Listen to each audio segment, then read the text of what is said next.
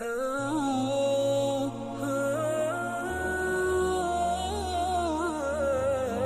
ایک دیہاتی گیا نا، کیا کریں بات آ گئی ہے، ایک دیہاتی گیا کسی قاری صاحب کو دیکھا، قاری صاحب کسی بچے کو کہہ رہے ہیں کمبخت تو گدھا تھا، میں نے تجھے انسان بنایا، یعنی انسان بنائے تربیت کی۔ وہ دیہاتی بڑا حیران ہوا، بھائی یہاں گدھوں کو بھی انسان بنا دیتے ہیں۔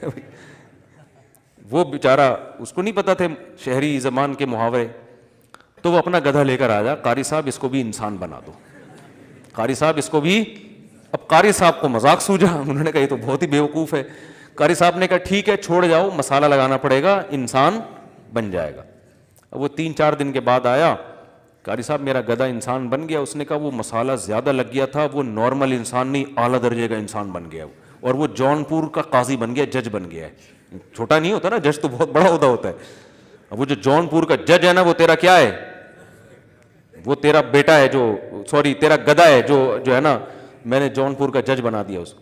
اب یہ گیا جونپور، قاضی صاحب بیٹھے ہوئے فیصلے کرنے ہیں، یہ قاضی صاحب سے کہتا ہے، یوں کر کے بلا رہے، قاضی کو غصہ آیا، کیا مسئلہ ہے بھائی؟ پھر گھاس لایا نا، ہوش ہوش ہوش ہوش، ٹھیک ہے۔ تو قاضی صاحب کو غصہ ہے، کیا کر رہا ہے؟ کہہ رہے زیادہ غصہ نہیں کر، تو ہے تو گدھا، تو تجھے مسالہ زیادہ لگ گیا ہے۔ تو تبلیغ والے بھی پبلک کو پکڑ کے کیا کرتے ہیں؟ مسالہ لگانا شروع کرتے ہیں۔ 6 نمبر ہو گئے، پھر صبح و شام نیک لوگوں کے ساتھ اٹھنا بیٹھنا۔ تو جنید جمشید کو بھی حضرت مولانا نے مسالہ لگا لگا کے بہت زیادہ مسالہ، 30 دفعہ جو مسالہ لگا نا، ٹھیک ہے نا، اس میں پپیتا بھی لگایا انہوں نے، ٹھیک۔ تو وہ پھر توبہ کر لی اس نے سچی، اور موت کس پر ہوئی ہے؟ توبہ پر۔ کتنی بڑی فضیلت ہے یار۔ حدیث میں آتا ہے عمل کا مدار خاتمے پر ہے۔ اگر وہ اسی داڑھی کٹائی ہوئی حالت میں جہاز کریش ہو جاتا تو برے عمل پر موت ہوتی، وہ جو 2 دفعہ داڑھی رکھی وہ قبول نہ ہوتی۔ لیکن جب موت ہوئی ہے تو داڑھی بڑھ چکی تھی، تو وہ 2 دفعہ جو رکھ کے کٹائی ہے وہ معاف ہو گیا، کیونکہ حدیث میں آتا ہے عمل خاتمے پر ہے، کہ اینڈ کیسا ہوا ہے آپ کا۔ کتنا بڑا مولانا کا احسان ہوا نا، ایسے پتہ نہیں کتنے لوگوں کی ہدایت کا ذریعہ بنے۔ تو بھائی اگر کچھ چیزوں میں وہ آپ کی پالیسیوں سے ہٹ کے چل رہے ہیں، آپ کو عمران خان اچھا نہیں لگتا، بہت سے لوگوں کو نہیں لگتا، تو اگر وہ چلے گئے دین کی تبلیغ کے لیے اور اس کو جو ہے نا کچھ تعریفی کلمات کہہ دیے جو ان کی رائے میں صحیح ہوں گے، دوسروں کی رائے میں صحیح نہیں ہوں گے، تو ہر آدمی دوسرے کے بارے میں اپنی رائے قائم کرتا ہے نا۔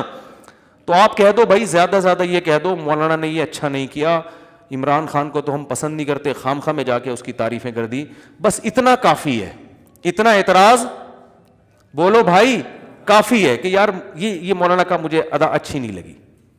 باقی اس حیثیت سے کہ وزیر اعظم سے ملنا، اس پہ تو آپ اعتراض کر ہی نہیں سکتے۔ نبی صلی اللہ علیہ وسلم نے بادشاہوں کے پاس صحابہ کو بھیجا ہے، نجاشی کے پاس پناہ کے لیے صحابہ کو بھیجا ہے، یہ نہیں کہا کہ ہم جاؤ عیسائی بادشاہ ہے ہم کسی کی مدد نہیں لیتے۔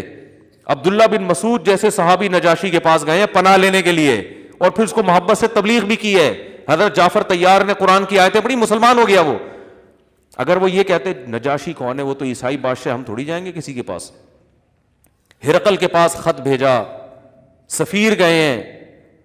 تو ہمیں سیرت میں دونوں پہلو ملتے ہیں، استغنا بھی ملتا ہے اور سرداروں کو قریب کرنے کے۔ نبی نے سرداروں کے پاس بھی گئے آپ صلی اللہ علیہ وسلم، صحابہ بھی گئے ہیں۔ تو میں مجدد الفسانی رحمۃ اللہ علیہ کا بتا رہا تھا کہ انہوں نے بہت سے علماء نے فتوے دیے کہ یہ جناب اکبر بادشاہ ایسا ہے، یہ کافر ہو گیا، نکاح ٹوٹ گیا وغیرہ وغیرہ۔ انہوں نے کہا بھائی سارا حکومت اسی کے ہاتھ میں ہے، تو اگر ہم اس سے محبت دیں گے، اس کے قریب جائیں گے تو بہت کچھ کروا سکتے ہیں، اور اس طرح کا اگر ہمارا رویہ رہا تو اس سے ہندوستان میں شر کے علاوہ کچھ بھی نہیں پھیلے گا، مزید یہ علماء سے دور ہو جائے گا۔ سب وہ جلال الدین تو یہاں تک آ جاتا کہ وہ سب کو لٹکا دیتا۔ مجدد الفسانی رحمۃ اللہ علیہ نے لوگوں کی تانوں کی پرواہ نہیں کی، اور بادشاہوں کے قریب گئے، شہزادوں کے قریب گئے، یہاں تک ایک شہزادے سے کہا کہ میں ضمانت دیتا ہوں میں اس وقت تک جنت میں نہیں جاؤں گا جب تک تجھے نہ لے کے جاؤں اپنے ساتھ۔ کتنے بڑے الفاظ ہیں دیکھو، میں تجھ سے وعدہ کرتا ہوں کہ مجھے اگر اللہ جنت میں لے کر گیا تو جب تک تو جنت میں نہیں جائے گا میدان حشر میں میں اللہ سے کہوں گا اللہ میں نہیں جاؤں گا جنت جب تک یہ نہیں جائے، اس کو نہیں میرے ساتھ بھیجو گے۔ کتنی بڑی یعنی شہزادے کو آپ مجدد الثانی پر بھی فتویٰ لگاؤ گے، حکومت کی چاپلوسی کر رہے ہیں، یہ کر رہے ہیں وہ کر رہے ہیں۔ لیکن مجدد الافسانی نے ایسا کام کیا کہ جلال الدین اکبر کلمہ پڑھ کے دنیا سے گیا ہے. اس کی ساری تاریخ آپ کو خراب ملے گی, اینڈ بہت اچھا تھا اس کا. اس کی اولادوں میں عالمگیر بادشاہ پیدا ہوئے ہیں جنہوں نے ہندوستان کو امن سے بھر دیا, اور کتنی زبردست حکومت کی, اور کیسے نیک ٹوپیاں بن کے اپنا گزارا کرتے تھے عالمگیر.